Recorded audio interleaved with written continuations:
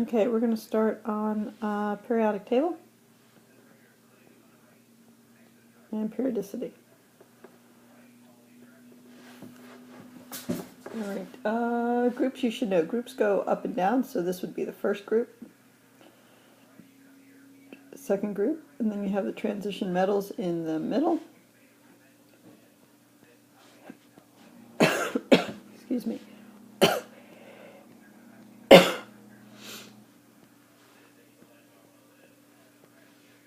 Okay. First group, well, hydrogen is a unique element kind of onto itself, but the rest of those elements in that first column or group are the alkali metals. These are reactive. The next group here are known as the alkaline earth metals. Those are reactive as well, but not quite as much. The alkali metals have one valence electron and all have a +1 oxidation number. Alkaline earth should change colors to be consistent. 2 valence electrons and have a oxidation number of +2. The other groups to know would be this 17th group or 7th group, which are the halogens with 7 valence electrons, and those would all have a -1 oxidation number. And then probably the last group you should know with this kind of ugly color is the noble gases.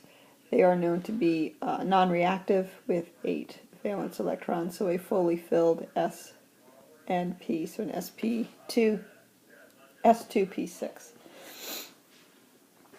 Okay, conversely, periods go this way. Okay, and I should have highlighted actually the third period, because that's the one where you really have to know the trends for. So this would be the third period. Don't forget that helium and hydrogen make up the first one. Elements in the same period have the same outer highest energy level.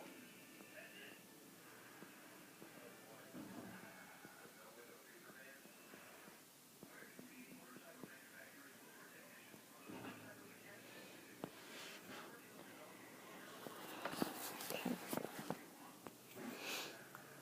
Trends in the atomic radius.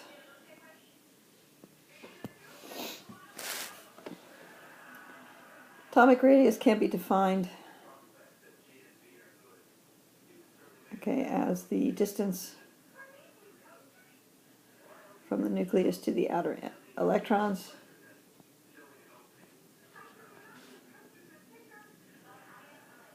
Repeated electrons. Okay, frequently it is measured by taking 1/2 the distance between 2 nuclei in a bonded atom.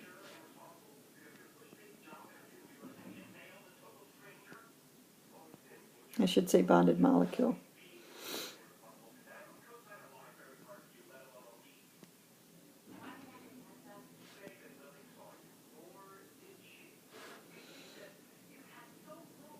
Okay.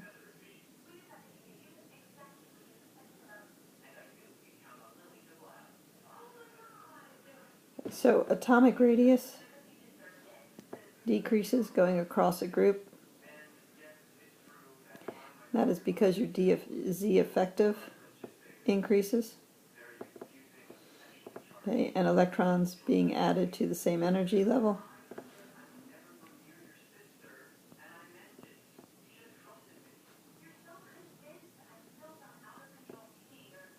The attractive force for those electrons increases and pulls them in.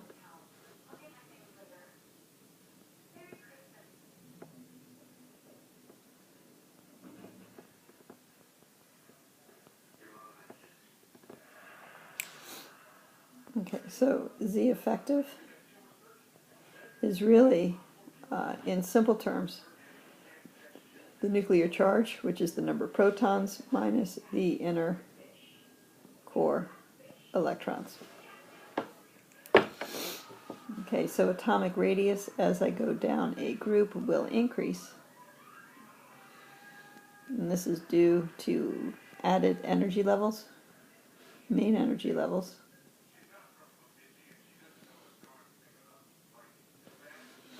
Okay, which shield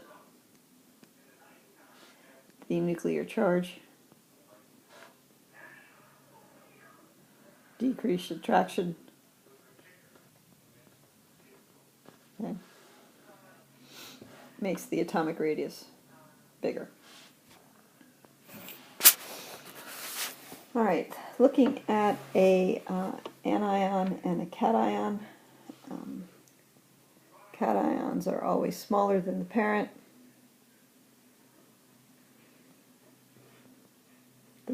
atom.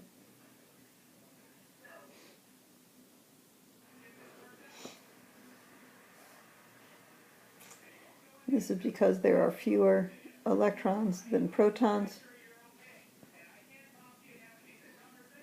The attractive force increases or pulls that nucleus in.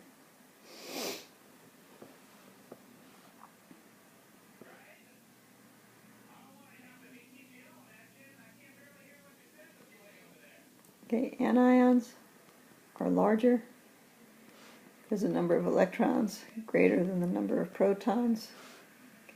The attractive force decreases, forces the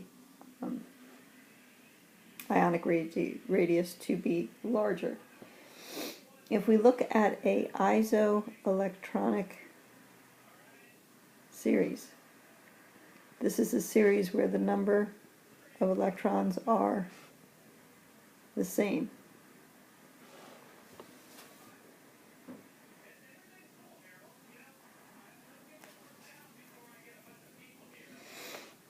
Okay,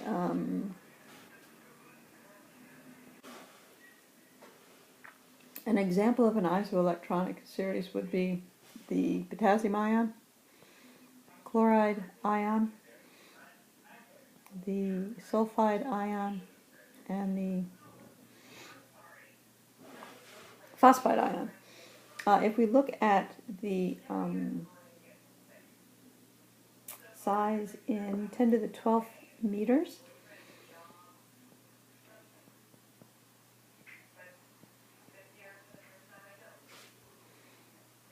okay, and this would be 181, 190, and 212. So you can see for an isoelectronic series that the more negative are larger, and that's due to the increased repulsive forces for those electrons to each other.